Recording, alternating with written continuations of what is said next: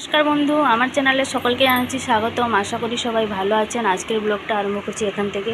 সকালবেলায় যে কাজবাজ কমপ্লিট, চানো হয়ে গেছে, কাপড় চোপড় কাচাকুচি করে সব নিচেই শুকনো দিয়েছি, যা রোদ। আর এই যে ভাতটা হয়ে গেছে, ভাতটা ওখানে নামিয়ে দিয়ে এসেছি রান্নাঘরে। এই যে বসে পড়েছি, আলুটাকে ডুমো ডুমো করে কেটে নিয়েছি, একটুখানি আলু তরকারি করব। আর আজকে যেহেতু রেশন দেওয়া হচ্ছে, মা গেছে, ওই জন্য রেশন তুলে ওদিক থেকে বাজার করে তারপরে আসবে। ডেকে ডেকে তুললাম, শুনো এই উঠলো ঘুম থেকে। ও এখন ব্রাশ করে বিস্কুট খেয়ে ওকে একটুখানি ধরতে হবে, যেহেতু আজকে ওদের পরিবেশ বিজ্ঞান পরীক্ষা। তো আমি এদিকে আলু তরকারিটা বসিয়ে দিয়ে এই মাছ তো নিয়ে আসবে, তো মাছে আলুর ঝোল হবে, তো ওই জন্য আলু ফালু কেটে মশলা ফসলা বেটে বুটে সব রেডি করে রেখে দিই, এলে যেন তাড়াতাড়ি যেন রান্নাটা হয়ে যায়। চলুন তাহলে ওদিকে আলু তরকারিটা আগে বসিয়ে দিই। কালকে আমাদের ঘরে বিছানা তুলেছি 12:30টার সময়, মানে স্কুল থেকে এসে। আজকেও পড়ে আছে, জানি না, মোছামুছি করে নিয়েছি ঘরগুলো, এই শুয়ে থাকে বলে ওই জন্য তোলা হয়নি। আর থাকবে, ওকে আগে টাইম মতন পৌঁছে দিয়ে এলে তারপরে আমার নিশ্চিন্ত। এবার সারাদিন কাজ হবে, কোনো দেখা যাবে। ওকে আগে টাইম মতন পৌঁছে দিয়ে আসি। চলুন তাহলে আলু তরকারিটা বসিয়ে দিই। এদিকে বসিয়ে দিয়েছি, আলু তরকারিটা হচ্ছে। আর আমি ওদিকে ততক্ষণে মশলাটা পেঁয়াজগুলো ছাড়িয়ে নিই। আর মাছের ঝোলের জন্য আলুটাও কেটে ধুয়ে পরিষ্কার করে নিই, ভাজতে হবে আলুটা। আলু তরকারি হয়ে গেছে, এই জন্য আমি রেখে নিয়েছি এদিকটা। আর যে পেঁয়াজ টমেটো কুচি করে নিয়েছি, এদিকে আলুটা ভাজা বসিয়ে দিয়েছি। এবার এই যে শিলেতে মশলাটা বেটে নেব।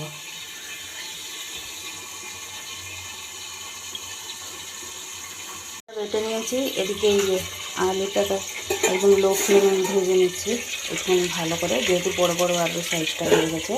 আর সুন্দর দিকে ব্রাশ করা হয়ে গেছে। ও এখন বিস্কুটটা খাচ্ছে, যাই ওকে একটুখানি পোড়াগুলো ধরে নিই। পোড়া ধরতে ধরতে ততক্ষণ এদিকে আলু ভাজাটাও হয়ে যাবে ভালোভাবে, আর আমার চুলটাও শুকনো হয়ে যাবে পাখাতে বসে। চলুন তাহলে পোড়াগুলোকে একটুখানি ধরে দিই। বেজে গেছে 9:20 মতন। আমরা মুড়ি খেয়ে নিয়েছি, মুড়ি তরকারি, মা এনেছিল শসা, সব কিছু মিশে মাছে পাইল করে খেয়ে নিলাম। আর এদিকে মা নিয়ে এসছে সুইনি শাক, কাঁচা লঙ্কা, ধনেপাতা, কুমড়ো। রেশনটা একজন সেই দাদা ভাইয়ের হাতে দিয়ে পাঠিয়েছিল, দাদাটা দিয়ে গেছে। আর মা এদিকে এই যে মাছটা ভাজছে, কাটা মাছ নিয়ে এসছে, মশলাপাতি তো সব রেডি করে আছে। মাছটা আলু দিয়ে হবে, আর সুইনি শাকটা ভাজা হবে। একটু টক করবো, আমি একটু কুমড়ো দিয়ে একটুখানি টক করবে বলছে, আবার কাঁচা আম দিয়ে কুমড়ো দিয়ে টক খেতে পারিনি আমি, ঝাল মশলা একটু টক দিয়ে ভাত খাই। যে 12:40 মতন বাজে, চলে এসেছি স্কুল থেকে, অনেকক্ষণ হলো। আজকে সব রান্নাবান্না মাই করেছে। এখন এই যে স্কুল ড্রেসগুলো ভিজিয়ে দিয়েছি, কেচে নেবো। এখন ফ্রিজে উজালা দিয়েছি, ভিতরটা শুকনো করে দেবো। আর ফ্রিজে এই যে জলের বোতলগুলো ভরবো বলে নিয়ে চলে এসেছি। আর এসেই আবার সেই মার কাপড়গুলো সব বাথরুমে পড়েছিল, আর মা কিছু ধোয়াধুয়ি করতে পারেনি, এসে আবার সব কাচাকুচি করে সামনেটাতে শুকনো দিলাম। আর এই যে রেশনের আটা ময়দা সব বসানো আছে। মা এদিকে রান্নাবান্না কমপ্লিট করে মাজামুজি গুছাগুছি করে সব রেখে দিয়েছে, এক জায়গায় জড়ো করে দিয়েছে, আমি গুছিয়ে নেবো। আজকে কী কী রান্না হয়েছে আমি নিজেও জানি না, চলুন একবার দেখে নিই কী কী রান্না হয়েছে। এটা হচ্ছে কাটা মাছটা আলু দিয়ে হয়েছে তরকারি, এদিকে আছে কুমড়ো কাঁচা আম দিয়ে টক, সুইনি শাক ভাজা। আমি রান্নার কাছে ধারে আসিনি, মানে সুনুকে খাইয়ে দাইয়ে স্কুলে নিয়ে গেছিলাম। আর শাকটা শুধু বেছে ধুয়ে পরিষ্কার করে রেখে দিয়ে গেছিলাম। মা তার সব আজকে রান্নাবান্না সব কিছু করছে, আমি রান্নাবান্নার ধারেই আসিনি। এই এসে দেখলাম যে কী কী রান্না হয়েছে। আমি তো মাছ ভাজা দিয়ে সুনুকে খাইয়ে নিয়ে গেছিলাম, আমি জানিও না যে কী রান্না হয়েছিল। এসেই দেখলাম এই তরকারি হয়েছে। তো মা এই জাস্ট চান করলো, একাই তো সব কিছু করছে, সেই জন্য দেরি হয়ে গেছে, জাস্ট এই চান করলো। চলুন তাহলে এবার আমি বোতলগুলো সব ভরে নিয়ে ফ্রিজে রাখবো, তারপর স্কুল ড্রেসটা কাচবো, কেচে শুকনো করবো। যত বোতল ছিল সব বের করে নিয়ে চলে এসেছি ফ্রিজে রাখবো। মা হাসছে দাঁড়িয়ে দাঁড়িয়ে, সব বোতল বের করে নিয়ে চলে এসেছি। আরও আছে, ছোটোগুলো আনিনি, মাঝারিগুলোই নিয়ে এসেছি। আপাতত এইগুলো ভরে রাখি, 2 মিনিটে আমার শুনু সব ফাঁকা করে দেবে জলের বোতল। জামা কাপড়গুলো সব কেচে কুচে এইখানটায় নিচেই শুকনো দিয়ে দিয়েছি, টুপি, 2টো ড্রেস, এদিকে যে লেগিংস, জুতো ফুতো সব দিয়ে দিয়েছি। বাজে পুরো 1:15, আমার মাথা যে এত যন্ত্রণা হচ্ছে। ভোরবেলা উঠেছিলাম, কিন্তু সেই সকাল থেকে ছুটির মধ্যেই দিন পুরো কেটে গেলে, একটু রেস্ট হলো না। চুলটা যে আমার সে ভিজেই থেকে গেলো, সে আর শুকনো করতে পারলাম না। এখন একটুখানি বসবো। বসার টাইম বলতে গেলে আর নেই, 1:15 মানে আর 15-20 মিনিট পরে সব চলে আসবে খেতে।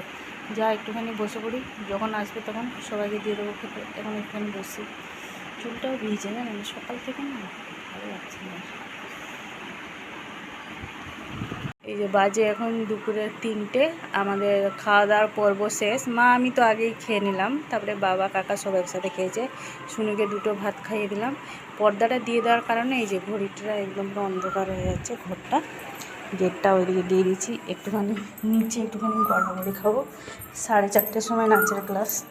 আটাটা মাখিয়ে নিয়েছি। গাদা বাসন ছিল জানেন, সব মেজে মুজে এইমাত্র গুছিয়ে গাছিয়ে রাখলাম। এই যে আটাটা মাখিয়ে রেখে নিলাম। রুটি তো আমি নাচের ক্লাস থেকে এলে তারপরে করবো, দেরি করেই তো করি শনিবারটা। আজকে আবার নতুন নাচের গান দেবে, ভালো লাগছিল না, এমনিতেই মাথা যন্ত্রণা হচ্ছে, ভাবছিলাম যাব না। নতুন গানে নাচ দেবে মানে যেতেই হবে, কিছু করার নেই। এটা বাজে, যাই একটুখানি গড়াগড়ি খাই। যদি গড়াগড়ি দেখতে একটুখানি যদি ঘুম ধরে আসে আরও ভালো। ঘুম থেকে উঠে তারপরে যখন নাচের ক্লাস। চলুন তাহলে এখন একটুখানি রেস্ট নিয়ে নিই। বেজে গেছে 6:20, এই এসে পৌঁছালাম নাচের ক্লাস থেকে। শুনু আবার এই যে রেডি হচ্ছে, 7টা থেকে পড়া। এখন থেকে রুটিগুলো সব গুছিয়ে নিচ্ছে। আমি বললাম যে 5 মিনিট বস, বলছে না 7টার সময় তো পড়া, আমি গুছিয়ে গেছি সব রেখে দিই।